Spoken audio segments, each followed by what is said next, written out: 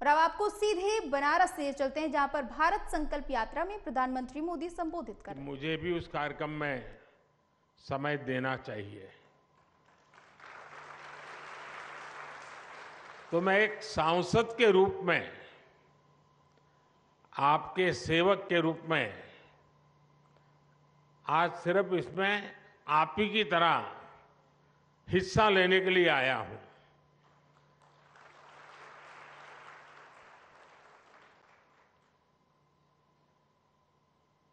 हमारे देश में सरकारें तो बहुत आई, योजनाएं भी बहुत बनी, बातें भी बहुत हुई, बड़ी बड़ी बातें हुई, और उन सबका जो अनुभव था, जो निचोड़ था, तो मुझे लगा कि जी देश को सबसे ध्यान देना वाला काम जो है वो ये है कि सरकार जो योजना बनाती है, जिसके लिए बनाती है, जिस काम के लिए बनाती है, वो सही समय पर बिना किसी परेशानियों के वो योजना उस तक पहुंचे। अगर प्रधानमंत्री आवास योजना है तो जिसकी झुग्गी है, झोपड़ी है, कच्चा घर है, उसका घर बनना चाहिए।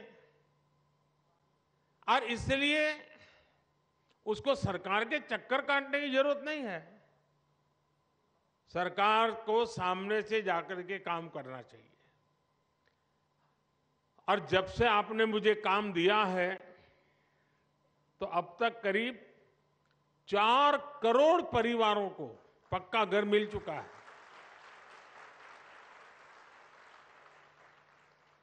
लेकिन अभी भी खबर मिलती है कि भाई वहां कोई रह गया है, उस गांव में वो रह गया है। तो हमने तय किया कि भाई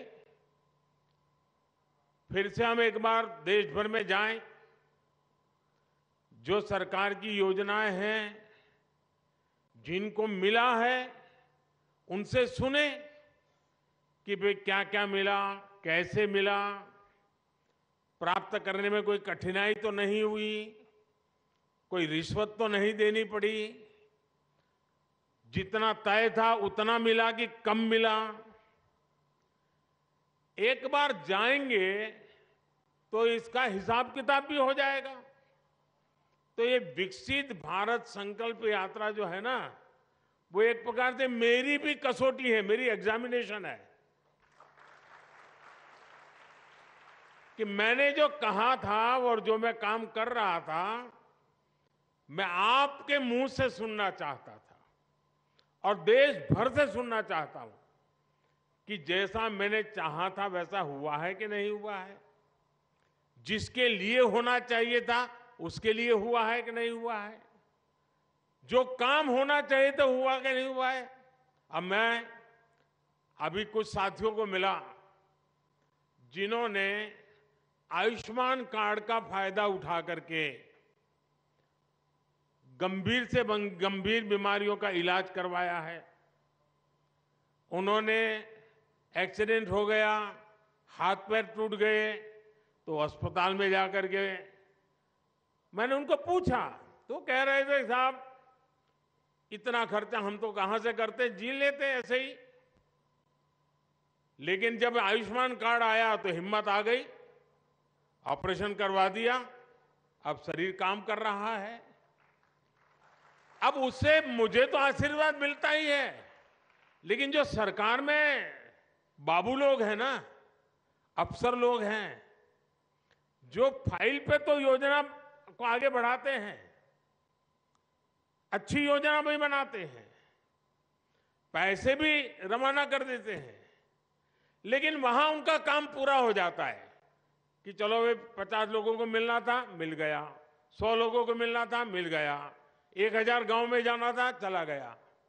लेकिन जब वो ये बात सुनता है कि उसने कभी फाइल पे काम किया था, उसके कारण काशी के फलाने मोहल्ले के फलाने व्यक्ति की जिंदगी बच गई, तो वो जो अफसर होता है ना, उसका भी काम करने का उत्साह अनेक गुना बढ़ जाता है, उसको संतोष मिलता है। जब तक वो कागज पे काम करता है उसको लगता है मैं सरकारी काम कर रहा हूं, लेकिन जब उस काम का फायदा किसी को मिला है, उसका जब उसको खुद देखता है, खुद सुनता है, तो उसको काम करने का उत्साह बढ़ जाता है। और इसलिए मैंने देखा है कि विकसित भारत संकल्प यात्रा जहां जहां गई है, वहां पर सरकारी अफसरों पर इतना सकारात्मक प्रभाव हुआ है, उनको अपने काम का संतोष होने लगा है। अच्छा भाई, ये योजना बनी, मैंने तो फाइल बनाई थी, लेकिन क्या एक गरीब विधवा के घर में जीवन ज्योति बीमा का पैसा पहुंच गया? मुसीबत की जिंदगी में उसको इतनी बड़ी सहाय मिल गई। तब उसको लगता है अरे मैंने तो कितना बड़ा काम किया है। एक सरकारी मुलाजिम को जब ये सुनता है तो उसको जीवन का एक नया संतोष मिलता है। बहुत कम लोग हैं जो इसकी ताकत समझते हैं कि ये विकसित भारत संकल्प यात्रा से हो क्या रहा है। जो बाबू लोग इस काम से जुड़े हैं, जब सुनते हैं, जब मैं भी यहां बैठा हूं सुनता हूं कि मोदी जी मुझे बहुत अच्छा लगा, मेरे पति का स्वर्गवास हो गया था, अचानक मुझे खबर आई 2 लाख रुपए मिल गया। कोई बहन कहती है कि बचपन से ही हम तो धुएं में जिंदगी गुजारते थे, गैस आ गया, जिंदगी बदल गई। उससे बड़ा जो सबसे बड़ी बात की बहन ने, उसने कहा गरीब और अमीर का भेद मिट गया। गरीबी हटाओ नारा देना एक बात है, लेकिन एक गरीब कहता है कि मेरे घर में गैस का चूल्हा आते ही गरीबी और अमीरी का भेद खत्म हो गया। जब वो कहता है कि मैं पक्के घर में रहने गया तो मेरा आत्मविश्वास इतना बढ़ गया कि मेरे बच्चे सम्मान के साथ स्कूल कॉलेज में अपने दोस्तों के सामने खड़े रहने लगे। झोपड़ी में रहते थे बच्चे शर्मिंदगी महसूस करते थे, कच्चे घर में रहते थे बच्चे शर्मिंदगी महसूस करते थे, दबे हुए रहते थे, आत्मविश्वास नहीं था। पक्का घर मिलते ही दीवारें नहीं, पक्की छत नहीं, जिंदगी आत्मविश्वास से भर गई है। अब वो दूर से मकान देखने से पता नहीं चलता है, बैंक से चेक गए इसलिए पता नहीं चलता है। जब उस लाभार्थी के मुंह से सुनते हैं ना, तब पता चलता है चलो भाई जीवन धन्य हो गया, किसी की जिंदगी में बदलाव आ गया। अब मैं देख रहा था हमारे गुप्ता जी बोलना बंद ही नहीं कर रहे थे। क्यों?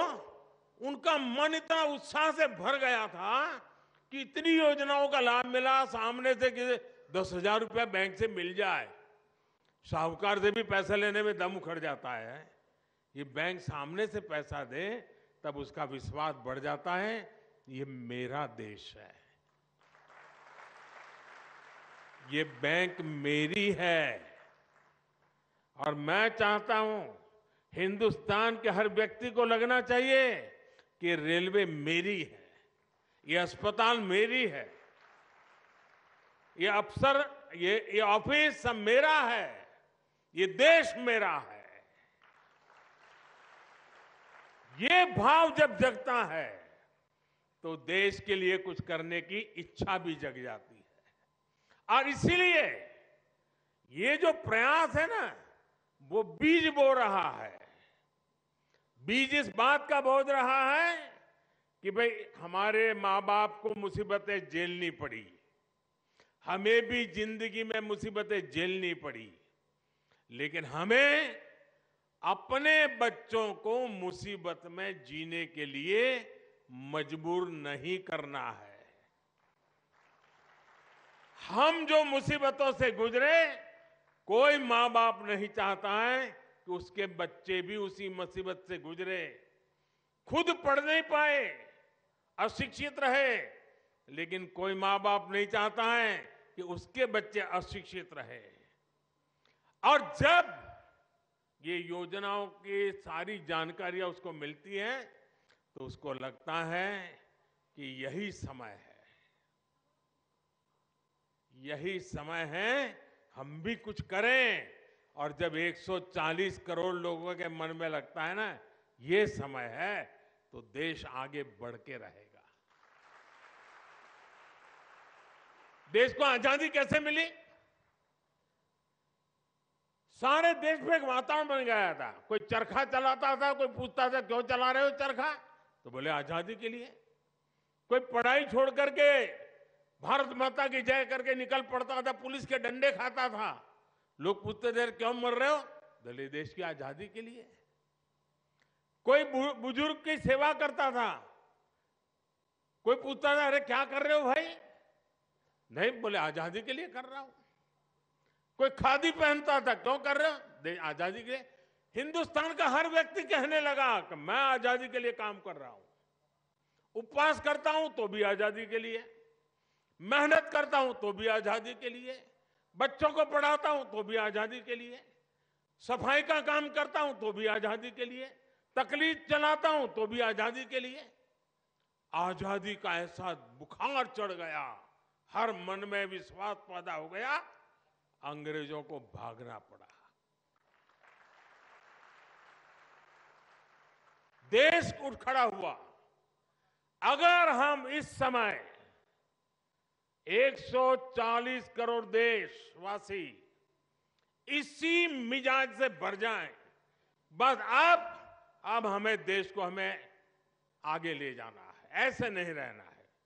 हर एक की जिंदगी बदलनी है, हर एक की शक्ति का सम्मान होना चाहिए, शक्ति का उपयोग होना चाहिए, तो देश को आगे बढ़ाना चाहिए।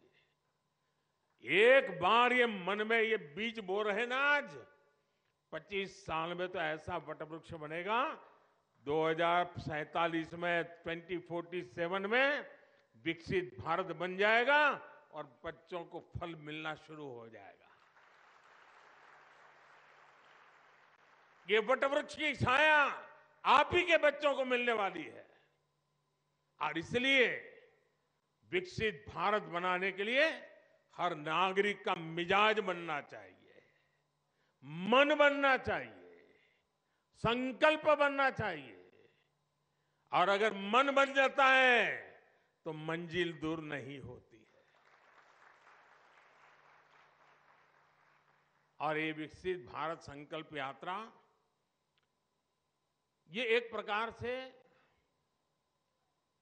देश का काम है, ये किसी राजनीतिक दल का काम नहीं है।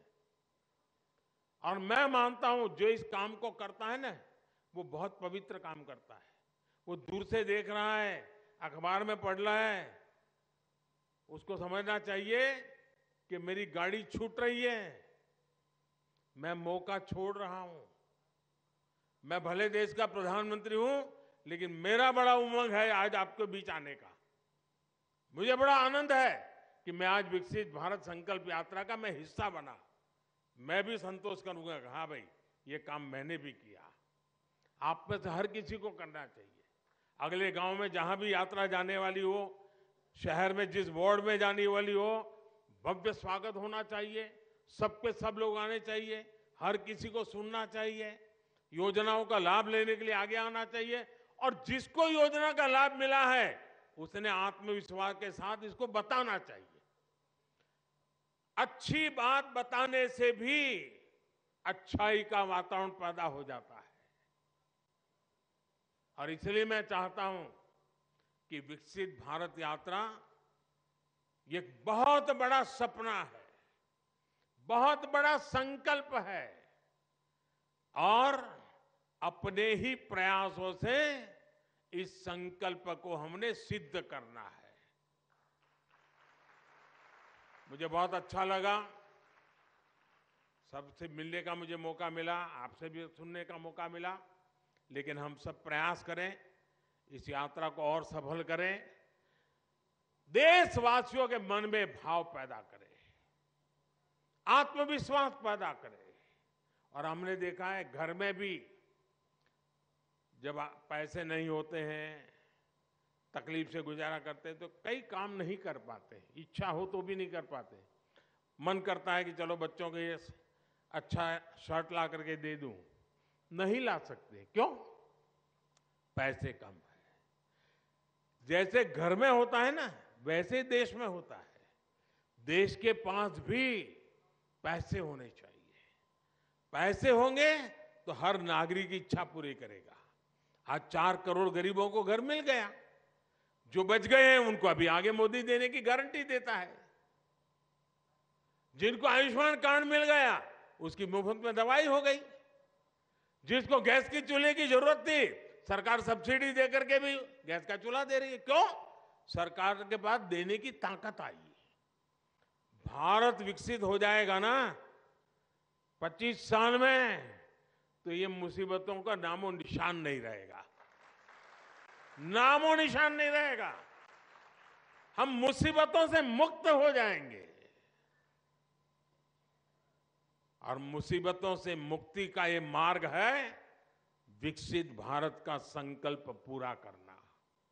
और इसलिए मैं मेरे काशीवासियों को विश्वास दिलाता हूं कि आपके सेवक के नाते, आपके सांसद के नाते तो मैं काम करूंगा, लेकिन आपने मुझे देश का काम दिया है, उसमें भी महादेव के आशीर्वाद से मैं कभी पीछे नहीं रहूंगा।